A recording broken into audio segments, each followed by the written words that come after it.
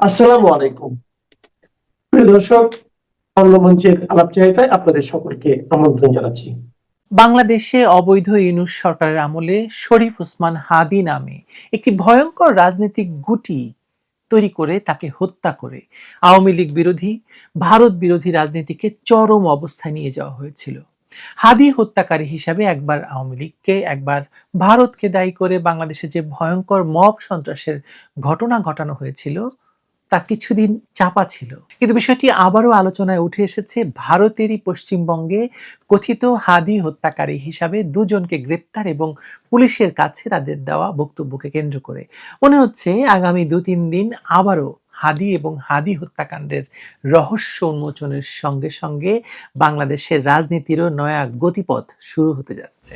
দীর্ঘ নাটকীয়তা, পাল্টাপাল্টি অভিযোগ এবং তুমুল রাজনৈতিক অস্থিতিশীলতার পর অবশেষে ইনকিলাব মঞ্চের আহ্বায়ক শরীফ ওসমান হাদী হত্যার প্রধান আসামি ফয়সাল করিম মাসুদ এবং তার সহযোগী আলমগীর হোসেনের ভারতের পশ্চিমবঙ্গে গ্রেপ্তার হওয়ার ঘটনাটি নিঃসন্দেহে এই মুহূর্তে ঢাকার রাজনীতির সবচেয়ে বড় গেম চেঞ্জার। গত শনিবার রাতে পশ্চিমবঙ্গের উত্তর 24 পরগনা জেলার বনগাঁ থেকে কলকাতা পুলিশের স্পেশাল টাস্ক ফোর্স এসটিএফ কর্তৃক এই দুই অভিযুক্তকে গ্রেপ্তারের খবরটি যখন রোববার প্রকাশ্যে আসে, তখন ঢাকার তদন্তকারী সংস্থাগুলোর পূর্ববর্তী দাবি এবং বিশ্বাসযোগ্যতা নতুন করে প্রশ্নের মুখে পড়েছে।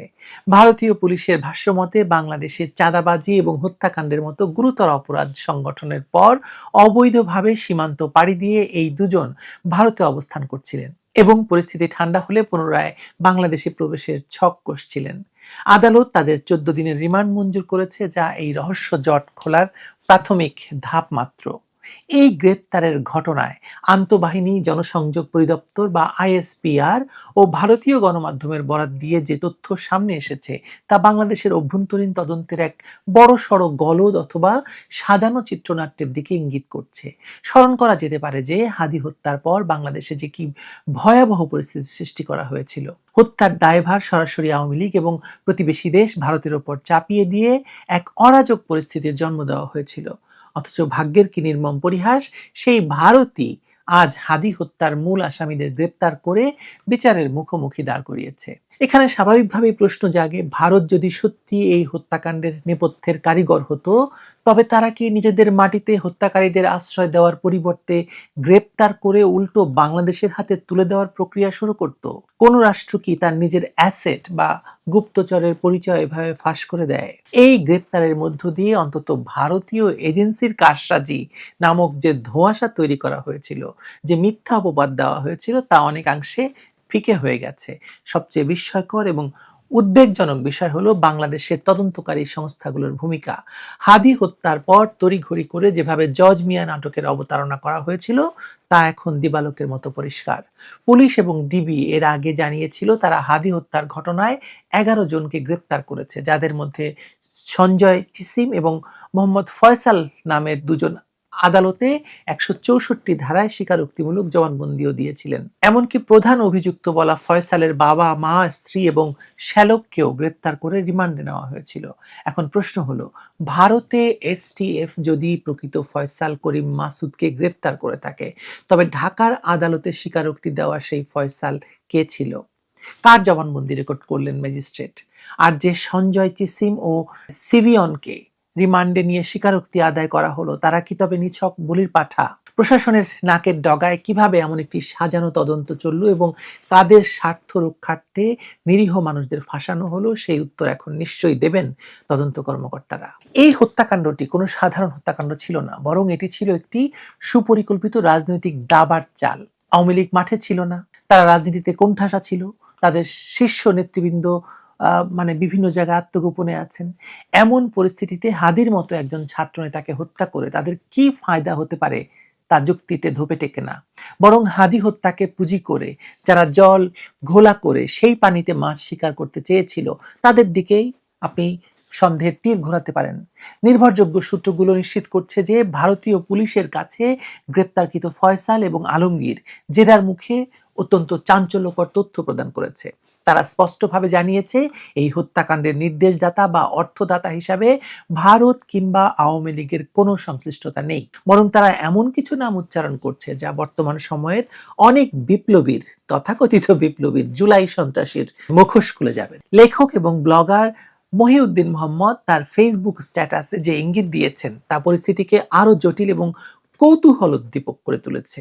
তিনি উল্লেখ করেছেন যে হাদি হত্যা মামলার প্রধান আসামি ফয়সাল ভারতীয় পুলিশের কাছে ডাকসুর এক প্রভাবশালী সাবেক নেতা, যাকে তিনি এ হিসেবে চিহ্নিত করেছেন, এবং ইনকিলাব মঞ্চের আরেক শীর্ষ নেতা যাকে তিনি বি হিসেবে চিহ্নিত করেছেন, এবং আরো ৮ জনের বিরুদ্ধে স্বীকারোক্তি দিয়েছেন।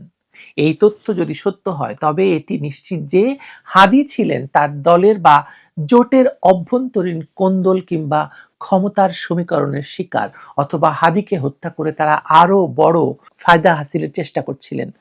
নির্বাচন বানচাল তার মধ্যে একটি, ইউনূসকে ক্ষমতায় রাখা আরো দীর্ঘ সময় সেটা একটি হতে পারে, নিজেদের মধ্যে আধিপত্য বিস্তার কিংবা হাদিকে শহীদ বানিয়ে, যে কথা বলছিলাম, রাজনৈতিক ফায়দা হাসিলের জঘন্য খেলায় মেতেছিল তার খুব কাছের মানুষেরা, যে কথা আমরা বহুদিন ধরে বলেছি, অনেকেই বলেছেন।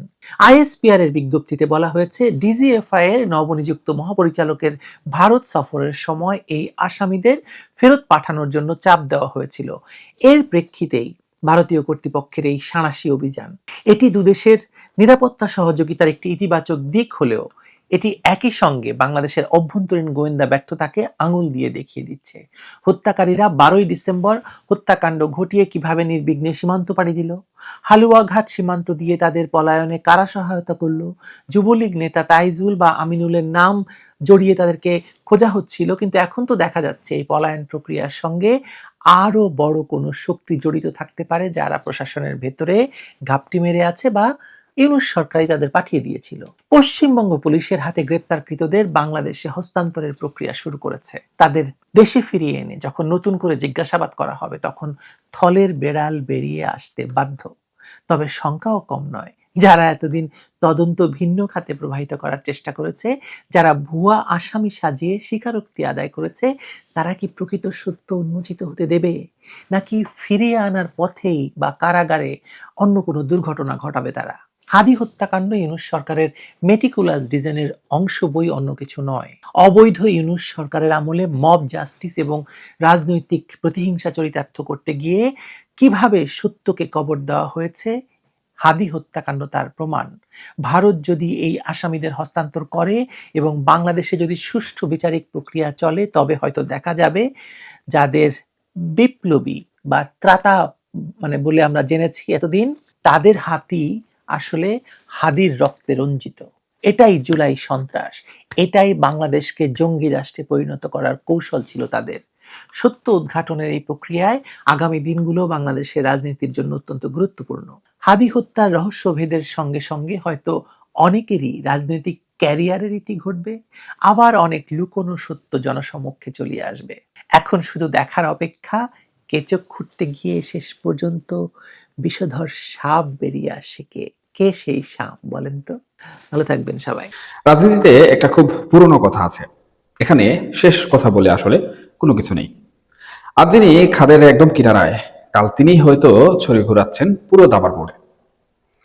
আপনারা যারা বাংলাদেশের সাম্প্রতিক রাজনৈতিক পরিস্থিতি খুব কাছ থেকে পর্যবেক্ষণ করছেন, তারা নিশ্চয়ই ইতিমধ্যে খেয়াল করেছেন যে গত কয়েকদিনে রাজনীতির মাঠে এমন একটা হাওয়া বইতে শুরু করেছে যা হয়তো কয়েক মাস আগেও বাংলাদেশের সাধারণ জনগণের মধ্য থেকে কিংবা রাজনীতিবিদদের মধ্য থেকে কেউ কল্পনাও করেনি। বিশেষ করে জামাতে ইসলামের শীর্ষ নেতাদের সাম্প্রতিক কিছু মন্তব্য যেন পুরো রাজনৈতিক হিসাব নিকাশ পাল্টে দেওয়ার একটা বড় ইঙ্গিত দিচ্ছে। আজ আমরা এই বিষয়টির একেবারে গভীরে যাব। কোনো আবেগ বা স্লোগান নয়, বরং একজন রাজনৈতিক পর্যবেক্ষকের জায়গা থেকে খুব ঠান্ডা মাথায় আমরা বোঝার চেষ্টা করব যে কেন বর্তমান পরিস্থিতি শেখ হাসিনা এবং আওয়ামী লীগের জন্য একটা অভাবনীয় সুবর্ণ সুযোগ তৈরি করছে, কিভাবে বিএনপি এক চরম অস্বস্তিকর চাপে পড়ছে, এবং কেন অনেকেই মনে করছেন যে আওয়ামী লীগের রাজনীতিতে প্রবল প্রতাপে ফিরে আসার পথটা এখন আগের চেয়েও অনেক বেশি প্রশস্ত হয়ে গেছে। দর্শক, শুরুতেই আসুন সেই আলোচিত মন্তব্যগুলোর দিকে একটু নজর দিই। আপনারা নিশ্চয়ই সবাই জানেন গত কয়েকদিন ধরে সংবিধান নিয়ে কিন্তু তুমুল বিতর্ক চলছে। এই বিতর্কের কেন্দ্রবিন্দুতে কিন্তু জামাতে ইসলামী। তাদের সেক্রেটারি জেনারেল মিয়া গুলাম পরওয়ার এবং নায়েবে আমির ডক্টর হেলাল উদ্দিন অত্যন্ত স্পষ্ট ভাষায় একটি কথা বলেছেন। তারা বলেছেন, পুরনো সংবিধানকে যদি মানতে হয় তবে সেই সংবিধান অনুযায়ী 2029 সাল পর্যন্ত শেখ হাসিনাই দেশের বৈধ প্রধানমন্ত্রী। এবার একটু গভীরভাবে ভেবে দেখার চেষ্টা করুন। তারা এই কথাটি কিন্তু শেখ হাসিনাকে ভালোবেসে কিংবা তার পক্ষে সাফাই গাওয়ার জন্য কোনোভাবে বলেননি। তারা মূলত বিএনপিকে আক্রমণ করতে গিয়ে পুরনো সংবিধান আঁকড়ে ধরার প্রবণতাটাকে কটাক্ষ করতে গিয়ে এই উদাহরণটি টেনেছেন। কিন্তু মজার ব্যাপার হলো, রাজনীতিতে কে কোন উদ্দেশ্যে কথা বলছে তার চেয়ে বড় হয়ে দাঁড়ায় কথার আইনি এবং সাংবিধানিক ওজন। জামাত নেতারা অজান্তেই হোক আর কৌশলগত কারণেই হোক এমন একটি সত্য স্বীকার করে নিয়েছেন যা গত 24 আগস্টের পর থেকে অত্যন্ত সযত্নে কিন্তু এড়িয়ে যাওয়া হচ্ছিল। আর এই স্বীকারোক্তিটাই কিন্তু আওয়ামী লীগের জন্য বর্তমান সময়ে আবারও তুরুপের তাস হয়ে উঠেছে। এখন প্রশ্ন হলো, বিএনপির উপর চাপটা আসলে কোথায়? আপনারা যদি একটু পেছনের দিকে তাকান তাহলে খুব ভালোভাবে দেখবেন বিএনপি শুরু থেকেই একটি সাংবিধানিক ধারাবাহিকতা রক্ষার কথা কিন্তু বলে আসছে। তারা চেয়েছিল দ্রুত নির্বাচন এবং তা হয়েছে। বিএনপি এখন ক্ষমতায়, কিন্তু এখানেই তারা এক বিশাল গোলক ধাঁধায় আটকে গেছে। বিএনপি যদি সংবিধানের ধারাবাহিকতার কথা বলে তবে তাদের জামাতের সেই অকাট্য যুক্তির মুখে পড়তে হয়। যেই সংবিধান অনুযায়ী বর্তমানে আপনারা চলছেন সেই সংবিধান তো প্রকৃতপক্ষে শেখ হাসিনার করা নির্বাচনকেই বৈধতা দেয়। তার মানে কি দাঁড়ালো? তার মানে সাংবিধানিক দৃষ্টিকোণ থেকে 24 পট পরিবর্তন একটি অবৈধ বা অসাংবিধানিক প্রক্রিয়া হয়ে দাঁড়ায়। বিএনপি আসলে এখানে দুকুল রক্ষা করতে গিয়ে খেই হারিয়ে ফেলেছে। একদিকে তারা বিপ্লবের সুফল ঘরে তুলেছে, অন্যদিকে তারা আবার পুরনো আইনি কাঠামোর দোহাই দিচ্ছে। জামাত কিন্তু অত্যন্ত সুকৌশলে বিএনপির এই দুর্বল জায়গাটিতে আঘাত করেছে। আর এই আঘাতের ফলে বিএনপি এখন কিন্তু চরম উভয় সংকটে। তারা না পারছে সংবিধান ছুঁড়ে ফেলতে, না পারছে সেটা পুরোপুরি ভাবে গ্রহণ করতে। তাদের এই দ্বিধাদ্বন্দ্ব এবং জোটের ভেতরের এই প্রকাশ্য ফাটল কিন্তু সাধারণ মানুষের কাছে একটি নেতিবাচক বার্তা দিচ্ছে। সেটি হচ্ছে, যারা দেশ চালাবে বলে প্রস্তুত তাদের নিজেদের যে অভ্যন্তরীণ রাষ্ট্র কাঠামোর ব্যর্থতা কিংবা তাদের নিজেদের মধ্যেই কোনো ঐক্যমত নেই। আর ঠিক এই জায়গাটিতেই শেখ হাসিনা এবং বাংলাদেশ আওয়ামী লীগের জন্য এক অভূতপূর্ব সুবর্ণ সুযোগের দরজা খুলে গেছে। একটু চিন্তা করে দেখুন যে দলটিকে কয়েক মাস আগেও মনে হচ্ছিল একেবারে নিশ্চিহ্ন হয়ে গেছে, যাদের নেতারা আত্মগোপনে বা দেশের বাইরে, সেই দলের সভানেত্রীর আইনি বৈধতা আজ খুব তার কঠোর বিরোধীরাই স্বীকার করে নিচ্ছেন। রাজনীতিতে পারসেপশন বা ধারণা খুব বড় একটা বিষয়।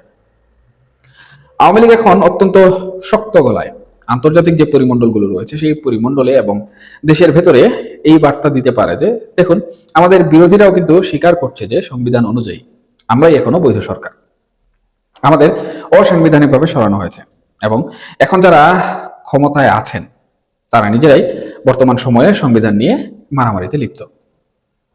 এই একটি মাত্র যুক্তি কিন্তু আওয়ামী লীগের আত্মগোপনে থাকা লাখ লাখ নেতাকর্মীর জন্য এক বিশাল মানসিক শক্তি হিসেবে কাজ করবে। দেখুন, রাজনীতিতে যখন কর্মীরা হতাশ হয়ে পড়ে তখন তাদের চাঙ্গা করার জন্য একটা মুখ্য নেরেটিভ কিংবা বয়ানের দরকার হয়। জামাত কিন্তু নিজ মুখেই আওয়ামী লীগকে সেই বয়ানটি আবারও হাতে তুলে দিচ্ছে। আওয়ামী লীগের ফিরে আসার যৌক্তিকতা নিয়ে যদি আমরা একটু আলোচনা করি তবে কয়েকটি বিষয় কিন্তু খুব পরিষ্কার হয়ে ওঠে এখানে। প্রথমত, একটি রাষ্ট্র কখনো সাংবিধানিক শূন্যতার উপর দীর্ঘকাল দাঁড়িয়ে থাকতে কোনোভাবেই পারে না। আজ যখন বলা হচ্ছে বিপ্লবের মাধ্যমে আগের সব বাতিল হয়ে গেছে, তখন কিন্তু আইনের শাসন বলে আর কিছু থাকে না। এই যে একটা অস্থিতিশীলতা এবং অনিশ্চয়তা, এটা সাধারণ মানুষ খুব বেশি দিন কিন্তু মেনেও নেয় না। মানুষ আসলে কি চায়? মানুষ শেষ পর্যন্ত স্থিতিশীলতা চায়, নিরাপত্তা চায় এবং অর্থনীতির যে চাকা রয়েছে সেটি সচল দিতে চায়। বর্তমান সরকার বা বিরোধী দলগুলোর নিজেদের ভেতরের এই রেষারেষি, সংবিধান নিয়ে এই টানাপোড়েন এবং সিদ্ধান্তহীনতা কিন্তু খুব দ্রুতই সাধারণ মানুষকে ক্লান্ত করে তুলছে। আর মানুষ যখন বর্তমান নিয়ে ক্লান্ত হয় তখন কিন্তু তারা স্বাভাবিকভাবেই অতীতের সাথে তুলনা করতে শুরু করে। আওয়ামী লীগের দীর্ঘ যে 15 বছরের শাসনামল ছিল সেই শাসনামলে অনেক সমালোচনা থাকতে পারে, কিন্তু সেখানে একটি কাঠামোগত স্থিতিশীলতা কিন্তু ছিল। আর যখন জামাতের মতো দল বলছে যে আইন মানলে শেখ হাসিনাই প্রধানমন্ত্রী, তখন সাধারণ মানুষের মনেও কিন্তু অবচেতন ভাবে এই প্রশ্ন জাগতে বাধ্য যে তাহলে কি সত্যিই পুরো প্রক্রিয়াটি একটি অসাংবিধানিক হঠকারিতা ছিল? আপনারা আন্তর্জাতিক সম্প্রদায়ের দৃষ্টিভঙ্গির কথাও একটু ভেবে দেখতে পারেন। আমরা জানি পশ্চিমা বিশ্ব বা প্রতিবেশী দেশগুলো সবসময় কিন্তু একটি আইনি কাঠামো বা লিগ্যাল ফ্রেমওয়ার্ক খুঁজে। যখন তারা দেখবে বাংলাদেশের অভ্যন্তরীণ রাজনৈতিক শক্তিগুলো নিজেরাই স্বীকার করছে যে বর্তমান পরিস্থিতির কোনো সাংবিধানিক ভিত্তি নেই এবং আইনিভাবে পূর্ববর্তী সরকারই বৈধ ছিল, তখন কিন্তু আন্তর্জাতিক কূটনীতির হিসাব নিকাশও এখানে পাল্টে যেতে বাধ্য। দেখুন, শেখ হাসিনা কিন্তু একজন অত্যন্ত পুর খাওয়া রাজনীতিক। তিনি খুব ভালো করেই জানেন কখন কোন গুটি চালতে হয়। তিনি হয়তো ঠিক এই মুহূর্তটির জন্যই অপেক্ষা করছিলেন, যখন তার বিরোধীরা নিজেদের ভুল চালে নিজেরাই ফেসে যাবে। হয়তোবা এখন তারা সেই ভুল চালটি দিয়ে দিচ্ছে। আবার অনেকেই হয়তো ভাবছেন আওয়ামী লীগের পক্ষে আর কোনোভাবে ঘুরে দাঁড়ানো সম্ভব নয়। কিন্তু আমরা যদি একবার ইতিহাসের দিকে তাকাই, তবে দেখব এই দলটি বারবার ছাইবস্য থেকে কিন্তু উঠে এসেছে। ৭৫-এর পর দলটিকে নিশ্চিহ্ন মনে হয়েছিল, কিন্তু তারা ফিরেছে। বর্তমান প্রেক্ষাপটে আওয়ামী লীগের ফিরে আসার পথটি আরো বেশি যৌক্তিক হয়ে উঠছে, কারণ তাদের বিরোধীরা কোনোভাবেই এক হতে পারছে না। জামাত এবং বিএনপির এই যে আদর্শিক এবং কাঠামোগত দ্বন্দ্ব, একদিকে জামাত চাইছে সংবিধানের কোন অঞ্চলে বদলে ফেলে নতুন এক ব্যবস্থা কায়েম করতে, অন্যদিকে বিএনপি চাইছে পুরনো কাঠামোর ভেতরে থেকেই ক্ষমতার স্বাদ নিতে। এই দ্বন্দ্বই মূলত আওয়ামী লীগের পুনর্বাসনের, আমি মনে করি, সবচেয়ে বড় একটি নিয়ামক হয়ে উঠবে। আওয়ামী লীগ এখন খুব সহজেই জনসাধারণের কাছে এই প্রচারণায় যেতে পারে, সেটি হচ্ছে আমরাই ছিলাম সংবিধানের রক্ষক। আর যারা আমাদেরকে স্বৈরাচার বলছে তারা নিজেরাই কিন্তু দেশটাকে একটা নৈরাজ্যের দিকে ঠেলে দিচ্ছে।